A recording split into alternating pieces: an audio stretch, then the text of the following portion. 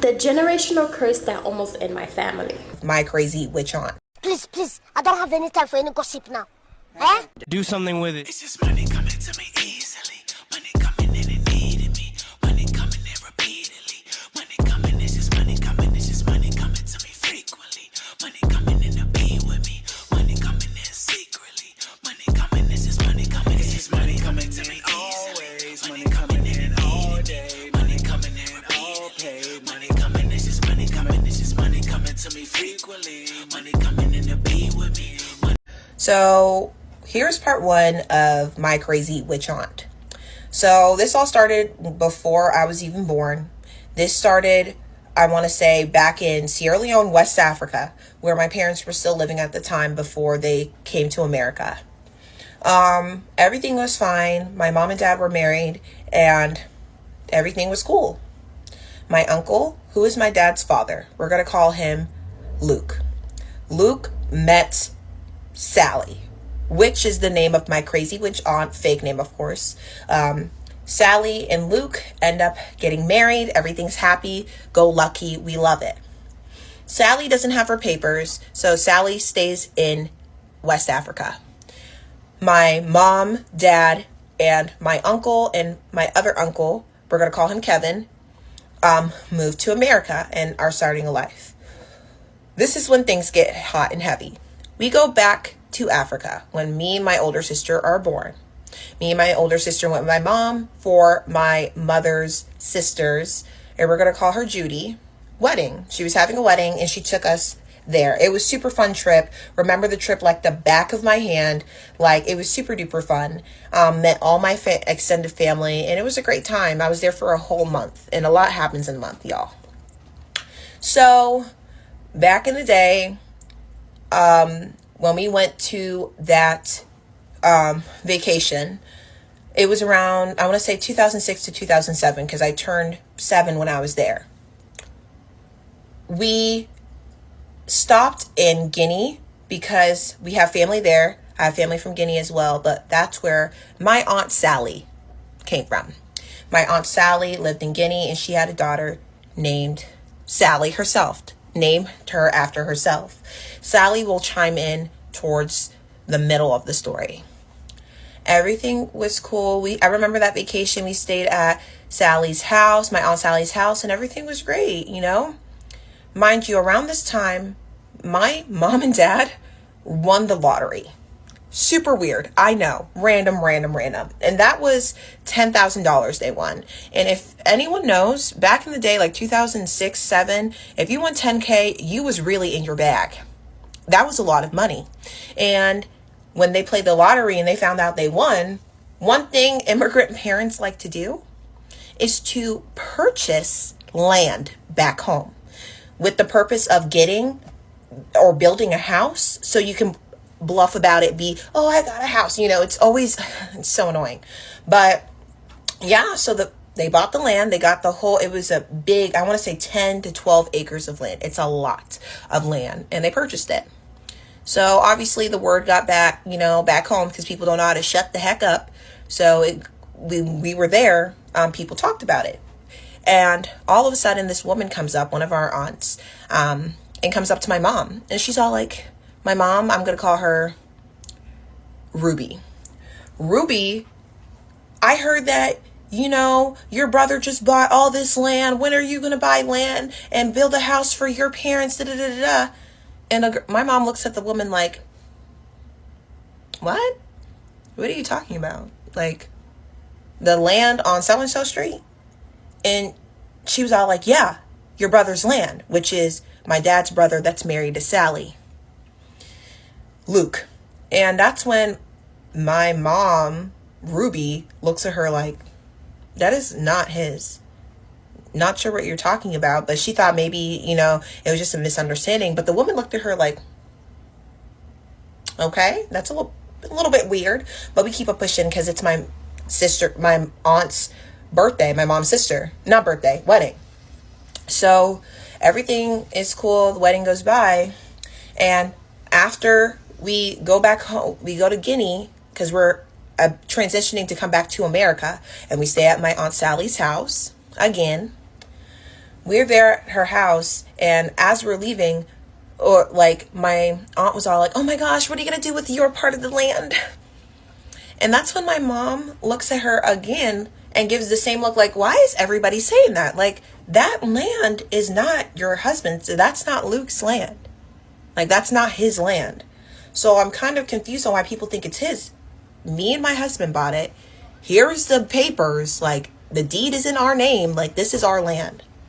So my Aunt Sally then has a sour look, and it's like, oh, oh, you know? And my mom thought it was just a misunderstanding, so she kind of brushed it away, even though my uncle lied and said the land was his, just talking out the side of his neck. Still don't know why he did that. And we're getting into the taxi so we can head to the airport in Morocco. All of a sudden, my mom says she turns around, and I'm going to like put it in perspective. My Aunt Sally was looking at her through the blinds of the window like a movie. She was just like,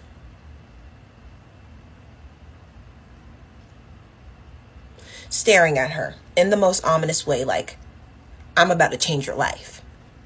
And boy, did she fucking do that. Boy, did she. We come home, everything's fine. We didn't think anything of it. We just thought everything was cool.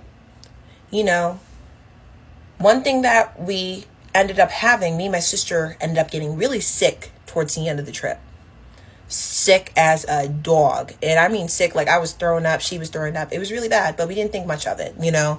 It was just like, we're in a whole other country. This is the first time traveling out of state. We came into contact with thousands upon thousands of people, from airport to hotel, cab to cab.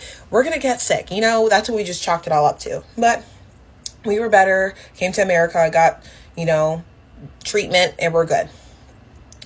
Fast forward to when I was in the 2nd grade.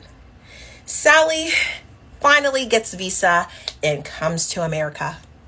My Aunt Sally, I was like through the moon, and like, because, you know, I really enjoyed my Aunt Sally. You know, she was super duper cool, like super hilarious, had a great sense of humor, you know. And I was like, oh my gosh, we're gonna have more family. Sally stayed at our house.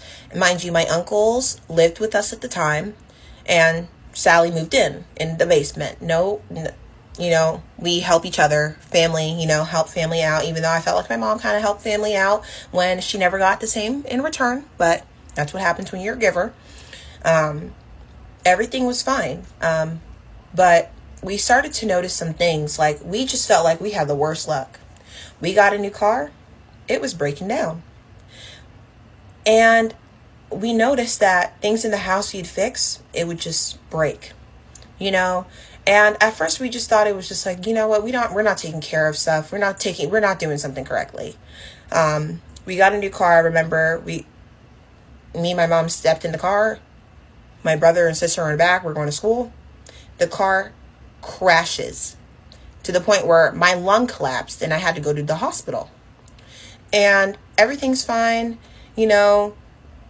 For some reason, we just can't keep a car. Every time we get a car, it's getting totaled. And not like, oh, it just, the battery stopped working. Like, it would be a car crash totaled. Like, where people are in the car and, like, I could have died. But by the grace of God that I believe in, that I'm, like, alive. You know, my uncle prays, my other uncle, my dad's brother, Kevin, he prays up and down, left and right for the whole family. So, you know, we never died. But, like, I feel like sometimes we definitely came close to it. My dad started experiencing a lot of pain in his lower back. He started to get a lot of health issues, mind you, like bad health issues. And the problems between my uncle and his wife, Sally, so Luke and Sally, was not doing well. They were arguing a lot. It was constant arguing. My family was falling apart in front of my eyes. Like everyone had issues. Everyone was like having issues. And my grandmother was alive at the time. We're going to call her Michaela. My grandma Michaela was alive, and she was kind of like the peacemaker, you know. So everybody was at my house hollering, screaming, talking about all this mess. And we just didn't understand what was going on, because like before, I could have sworn everything was cool, calm, and collected.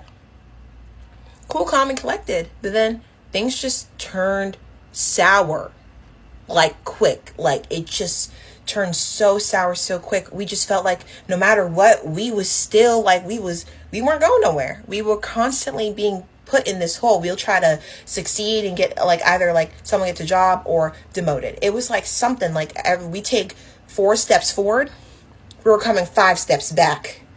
4 steps forward, 39 steps back. Like it was something in like, you know, and we just couldn't put our finger to it. And I'm coming to the end, but this is not final part, but you know, this is the last part of my first part. Okay, so this is part 2 of my crazy witch aunts. So as I left off in part 1, things start happening to my family. And when I mean things start happening, we are not able to keep funds. Like we noticed like things were just, no matter what good thing happened, it always ended up bad. Like it started to get like weird to the point where I just felt like it doesn't matter. No matter what we do, it's not going to go nowhere. So around this time, my aunt got pregnant and she had my little cousin, and we're going to call her Cassie. Cassie loved that little girl to death. Like we raised that little girl, you know, every single time she came over to our house, we always did cool stuff with her, you know, because we loved her. And things became, you know, fun until it didn't. And what I mean by it didn't, Sally and Luke would drop her child off, like their child off to our house, and would not pick her child up for like a week or 2. We would have Cassie for 2 weeks. Like, we're like, okay, I get it. We're family, but come on, girl, you got to pick your child up. That's like your whole child. Like, why don't you want to pick your own child up? Like, it's just weird. But, you know, we were kids. Like, granted, yeah, we were kids. We shouldn't have even been watching no baby at that age. But we were kids. And we loved her so much. It didn't bother us. But my mom was getting really annoyed. Ruby was all like, you got to pick up your kid. And, you know, and that's when we noticed that Luke and my Uncle Luke and my Aunt Sally's marriage started to depreciate. It was not doing good. It was not doing good whatsoever. It was to the point where they were arguing all the time. And, you know, and it was so confusing. I was like, dang, I thought you really loved this girl. What's going on? What's going on? You know, and it got so bad to the point that it affected their home life. It affected everything. Now, my Aunt Sally and my Uncle Luke, they were living in Section 8 housing with my Uncle Kevin. The relationship between all of them became, I don't know what happened, to the point they lost the house. I don't know. And they ended up moving to another house. And my Uncle Kevin went somewhere else. So it just became like terrible. Mind you, the house they were living in was not fit for a child. It was super duper bad. Like they were just, it was terrible. As we got older, the relationship became strained even more. It became bad. Like my uncle and my Aunt Sally were fighting left and right. And what made this topple over and what made all this worse, we found out that my Aunt Sally, Loki had a lover at one of her second jobs. The only reason why we knew is because my grandmother knew people that worked at the same place she worked at. And my grandma came up to my mom in my house, of course, and she was all like, just to let you know, Sally has another man. And my mom got so mad at her. She's like, no. You always do this. Stop. This is family. Stop. And my grandma was like, all right. I'm not going to say not a word. My grandma did not continue the conversation. She's like, all right.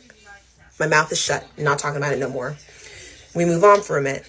Like I said, Aunt Sally, Uncle Luke, they're arguing. It's getting bad to the point where like we have to go pick like Cassie up to, you know, for her not to see all that because it was bad.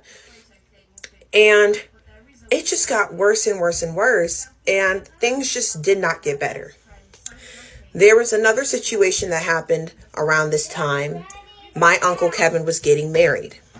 To this day, I and 99% of my family do not know who that woman was. Don't know how she looks like. Even the wedding I was not invited to. I want to say only a small group of people went, and it was my mom, my dad, and my uncle, like my other uncle. It was a small amount of people going. But what made it crazy is that why did my Aunt Sally go? Why did my Aunt Sally go to the wedding? It was in New York and everything was fine. They were going well. Aunt Sally touches the car, goes into the car.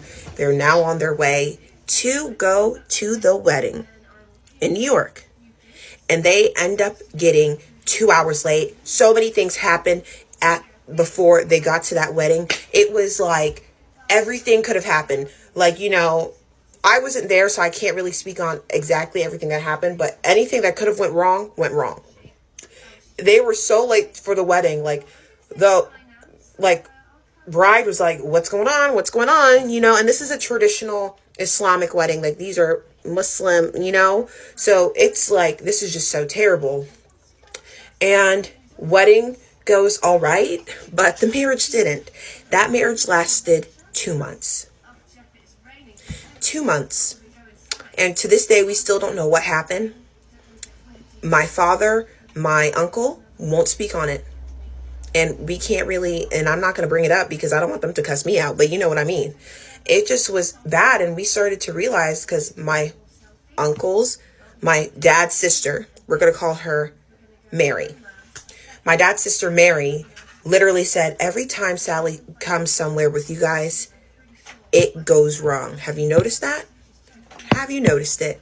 And like I said, my mom, she's disregarding everything. She does not, like, you know, she's not that type of person. She's like, no, I don't want to believe someone that's supposed to be my family member is going to do me like this, you know?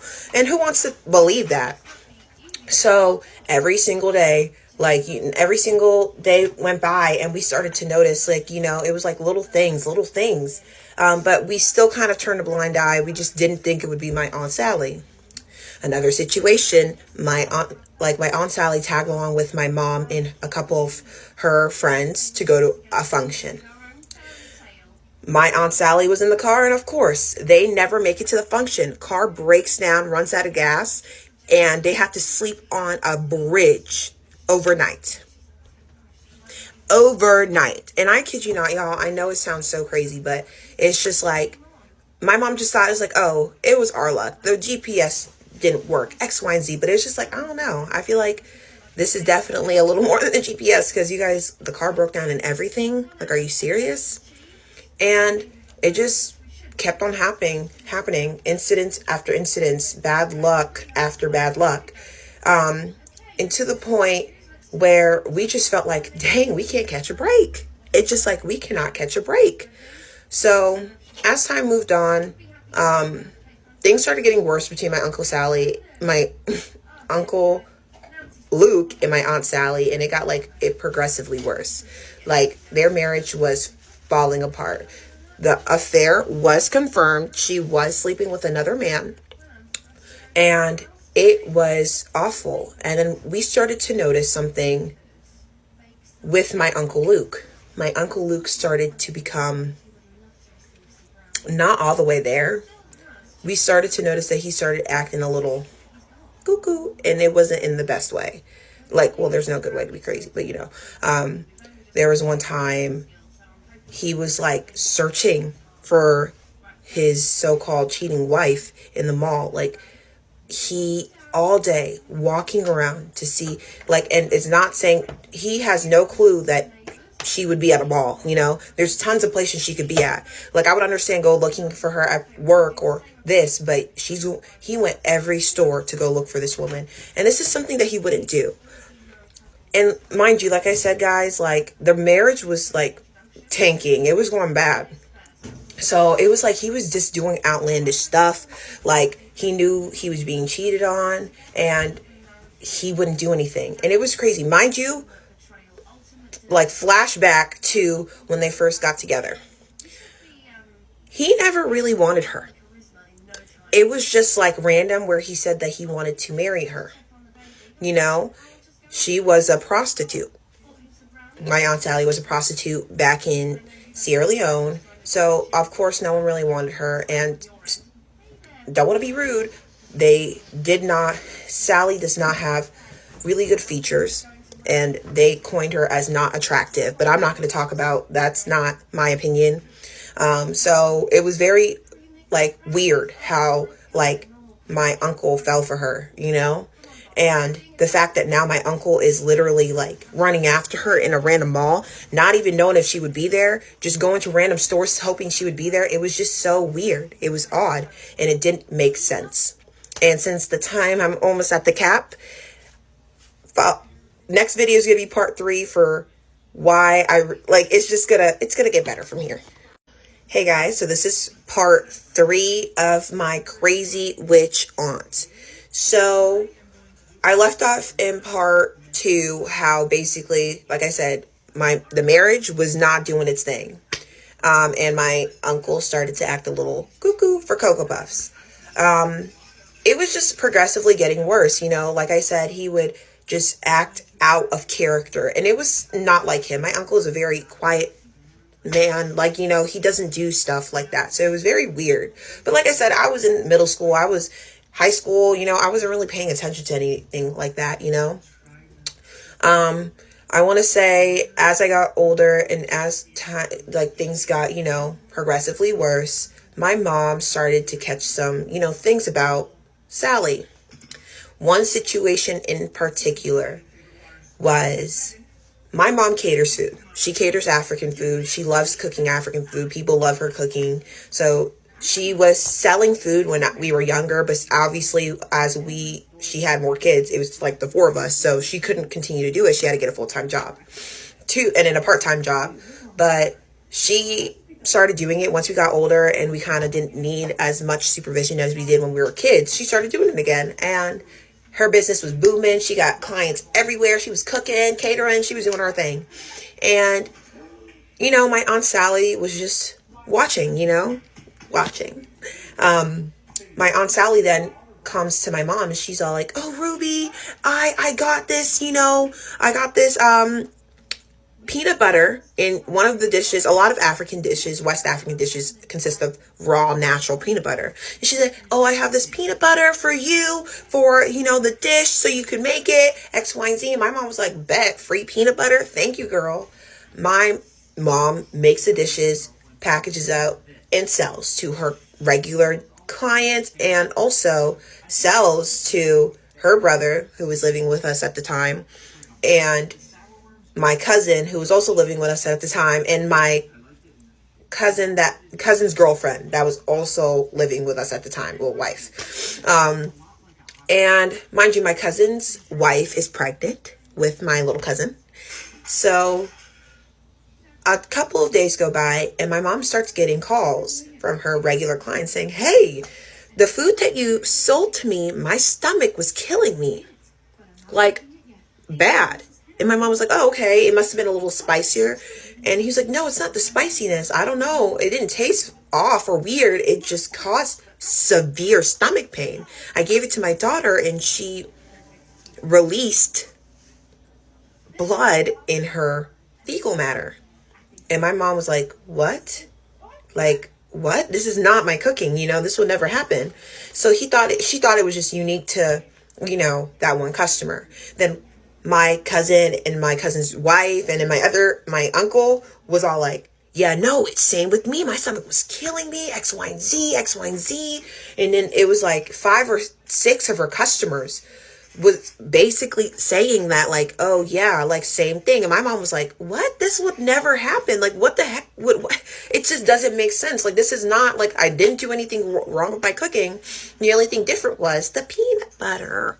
So she calls my aunt. She's like, Sally, I don't know what the heck you just brought, but why is this peanut butter acting the way it is? You know, because she's like, oh my gosh, yeah, me and my uncle my Uncle Luke ate it, X, Y, and Z, and we were doing this, we were throwing up this, that, all of us, you know. And my mom was all like, no way you ate it, because little did she know, my Uncle Luke came to the house before all this mess happened, and he said he didn't eat the food my mom made. Like, they didn't even buy food. So, you know, because I remember my mom had already sold out of it, and he was like, oh, dang, they never ate it.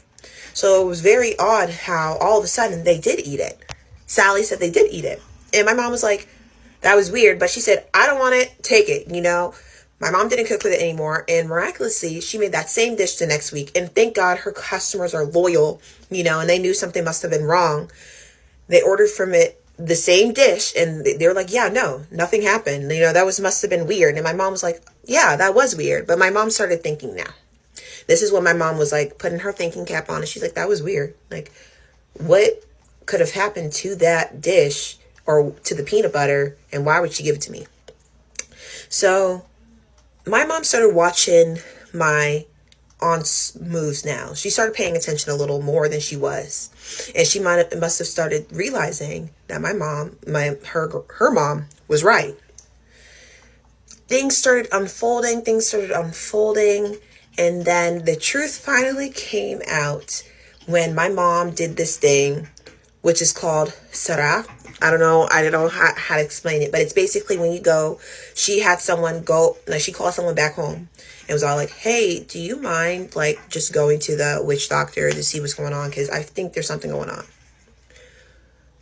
Lo and behold, that man exposed the tea, because they'll do anything for money. So he went and said, yeah, your Aunt Sally, she's trying to destroy your whole entire family. The accidents, the cars, those weren't accidents. That was all her doing. For years, because of that land, she was upset about it, because apparently she tried to buy the land back from my mom, like not back because she never had it in the first place. She tried to buy the land, offered my parents the money. My parents were like, no, we already have plans for this house and property. Nope. From that point on, she did everything to destroy my family. Literally did anything and everything. The back pain that I mentioned that my father had, it was her. She was trying to paralyze him because she was upset that my dad was making a good amount of money. My dad was doing business and she wasn't, and her man wasn't. She caused mayhem. Her purpose and a lot unfolded. There's a lot of people who practice witchcraft in the African community. Some my mom knows, but not all of them do it for bad things. Some practice white magic. So one of my mom's friends, she randomly comes up to her at work and she's like, that little girl, Cassie, when she comes over to your house, stop letting her come over. Her mom puts stuff on her clothes, and when she comes, it falls off, and that's how she does her magic. Stop letting her come over.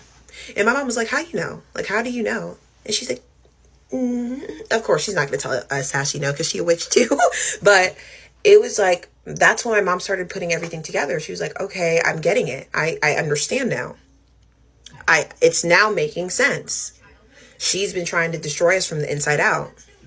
The reason why my uncle fell in love with her is because she did a love spell.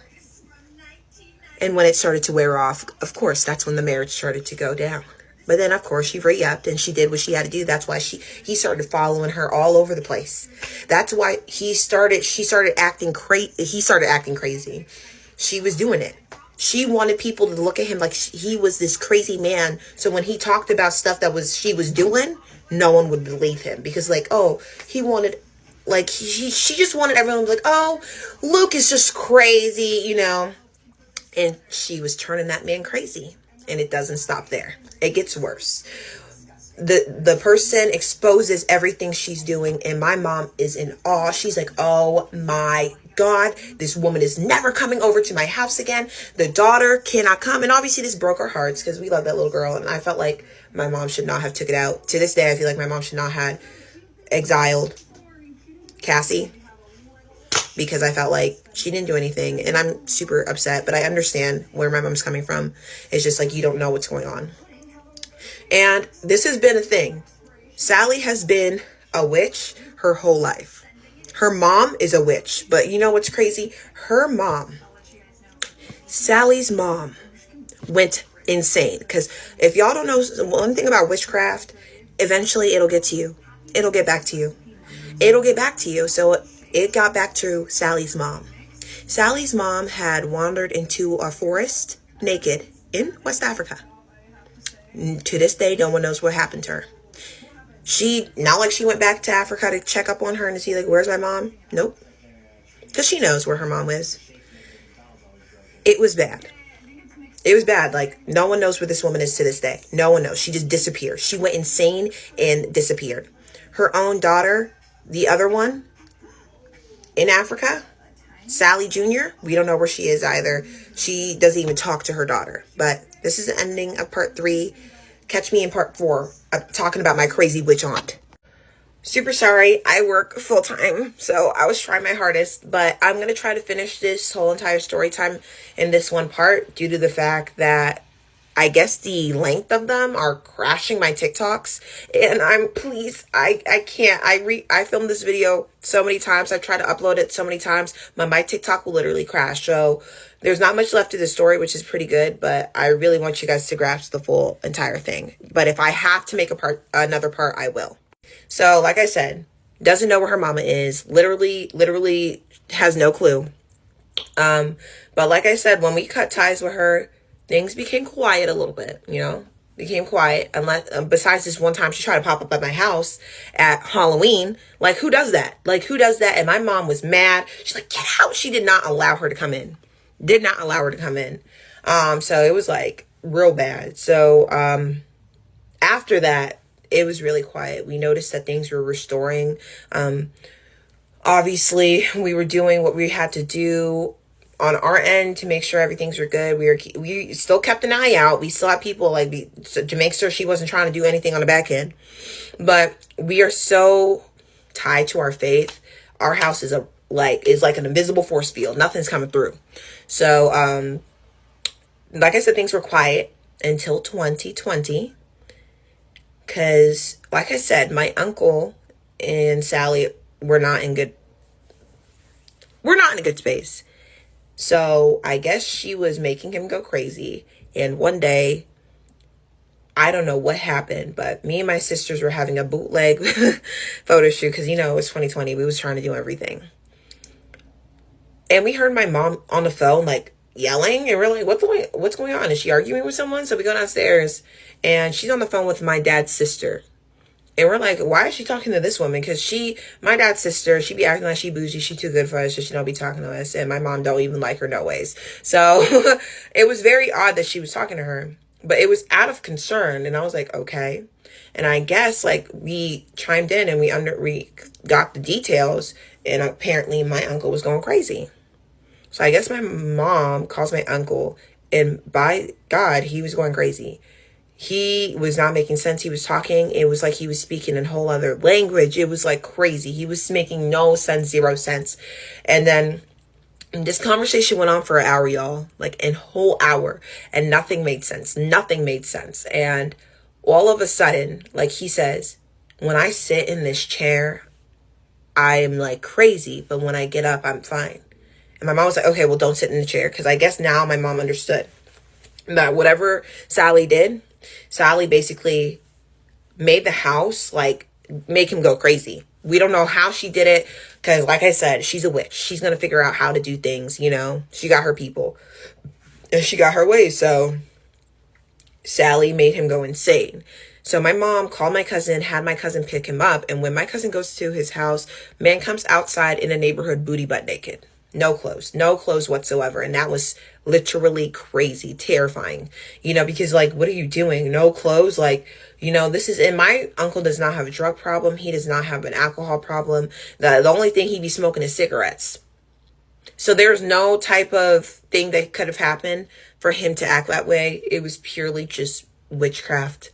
So my cousin takes him to my aunt's house, my dad's sister, and basically has them pray over him, does the 1, 2, 3, and he's better, and he cuts ties with Sally as well. So now Sally's mad. She has no direct way to attack my family because we all cut ties with her, and our house has at this point, invisible force field. There's no way she's coming in. No way. No matter how she tries to do it. So, for the longest time, Sally goes in this downward spiral. It's super sad. Super sad. Because, and I get it. You guys I know people are going to be like, why are you sad? She tried to, yeah. I do understand, but like, it was just, that girl's like my aunt. And like when we were younger, like when we didn't know anything was going on, she was hilarious. She was just, vibrant. Like I really did love her, and I'm not going to sit here and lie. It was sad, like seeing how much of a downward spiral she was in, that she caused herself. She became a severe alcoholic, and she was exposing that all around Cassie. Cassie's home life was not good. She never had a stable place to stay. Mind you, Sally does not have a license, like doesn't have enough money to get her own place. It was not a good, it's just terrible. So it got so to the point Sally's mom, no, not Sally's mom, but Sally herself and Cassie, so Cassie's mom, and went to a party, and Sally got so inebriated to the point she couldn't walk, and she was on her time a month, so she definitely was bleeding through. And this is something that anyone can see, and they were in a hotel, so this was humiliating. My other cousin happened to be at that party, and my cousin was like, what the heck? Like, what the freak? What's going on? So she takes my aunt home, and I guess she saw where she was living, and it was just so, like any human would feel sad. It was sad seeing that Cassie was in this position in life. Like, she's a kid. She doesn't deserve that.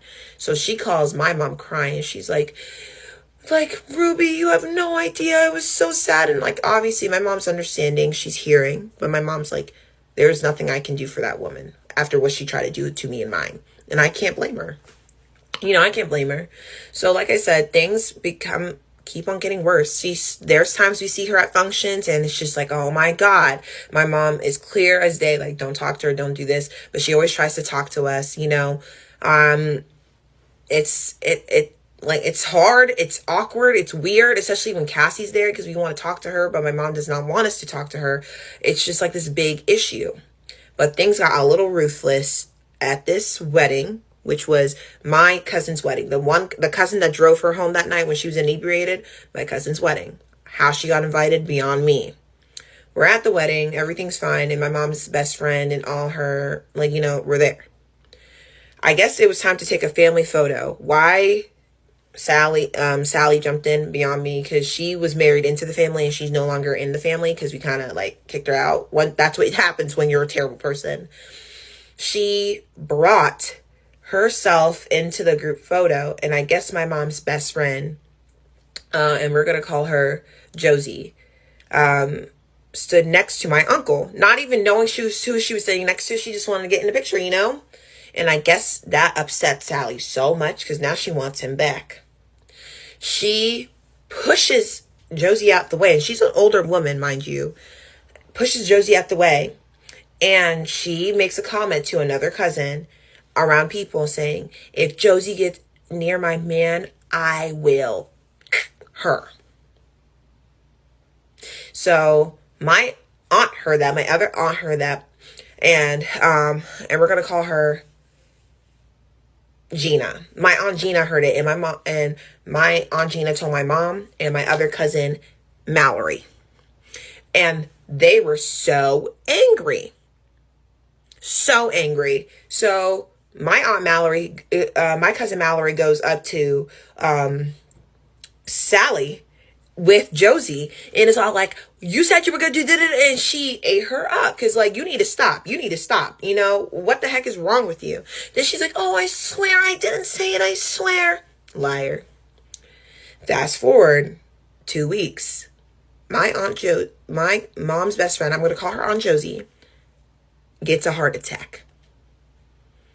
3 weeks later, my Aunt Josie passes away. Do I think it's a coincidence? No, I don't. I think my Aunt Sally knew what she was doing, and what she said, she stood on it. Super duper sad. That was my mom's best friend. It was a hard time for everyone in my family. We know exactly what happened, and it's not like we can take legal action. Like, what are we going to do? Say, yeah, like a witch did this? We can't, it's not something we can't prove, but we didn't think it was an accident. We didn't think it was like a coincidence. It was, we think it was her. We know it was her, because she said it. She said it, and whatever she did worked, and it's super sad.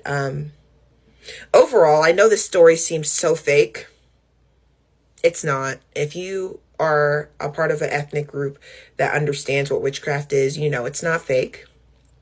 So please beware who you call family, who you call your friend, and who you call someone that you trust, because these people are not real. Thank you for participating me in this story time of my crazy witch aunt.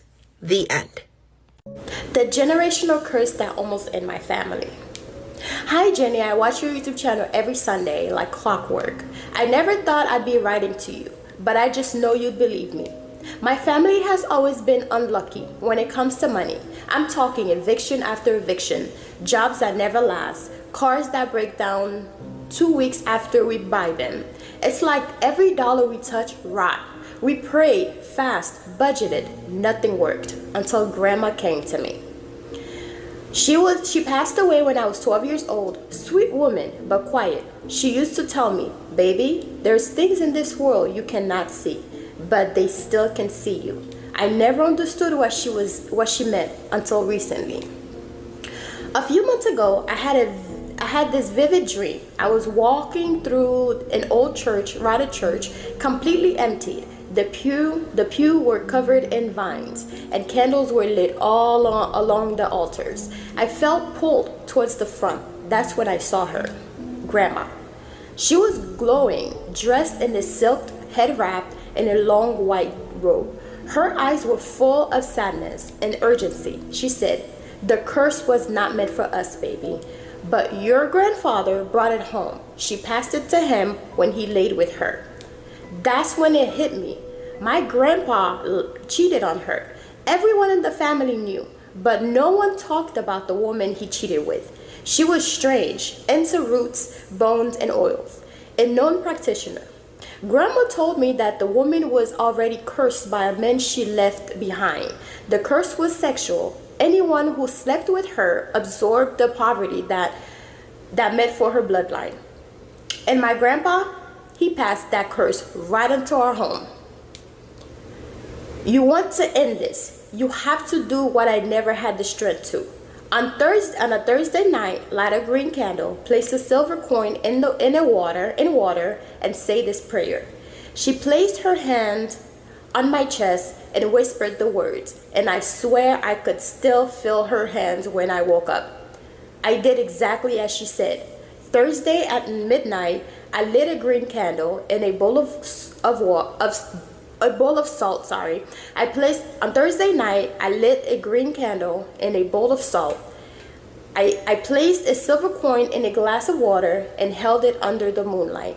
I chanted what she said. She whispered to me, "By the womb that bore me, by the hands that fed me, break this chain, reverse this misery. What was passed through shame and lust, I return to earth. Restore what's just. Ancestors, open the door to wealth. Bring back light, love, and health." Okay, that was the chant. I poured the water at my doorsteps and buried the coin under my bedroom windows. Jenny, the very next week, my mom landed a job out of nowhere with benefits, a car, and a housing allowance. My brother got approved for a loan he's been denied 3 times before. And me? My online store finally went viral. I woke up to 87 orders overnight. I truly believe the curse is lifted. I just want to say thank you for your channel, because I wouldn't have never had the courage to believe in spiritual messages without it. Grandma came to me because I finally believed it was possible to heal. Tell your viewers to trust their dreams. The ancestors speak louder when the world goes quiet. Sign, a healed descendant. Okay, well, congratulations to you, girl. And this actually, I picked this. I didn't even know it was about like Thursdays or money. I just did it because I'm like, oh, it's money day and I needed a story to read. So here it is. I hope you guys enjoy this submission from Valerie. Well, we're gonna name her Valerie, but I hope you guys enjoy the submission from Valerie, and I hope you guys are listening to your intuitions and paying attention to your dreams, because a lot of times messages does come through dreams, and I believe this 100%. But apparently my channel helped her to basically believe in herself, believe in the signs and symbols that are all around her, because at the end of the day, signs and symbols are all around you.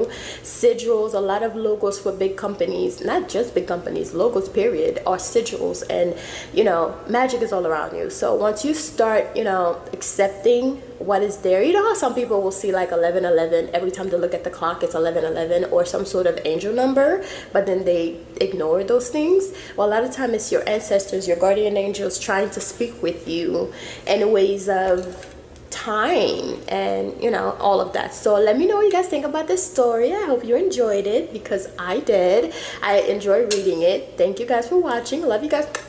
And if you're watching me from TikTok, don't forget to go to YouTube and follow me on YouTube. My YouTube channel is All Things Jenny. And if you have a story you'd like to submit, go ahead and submit it. Don't mind my nails, guys. I broke the first one. I slammed it in the door.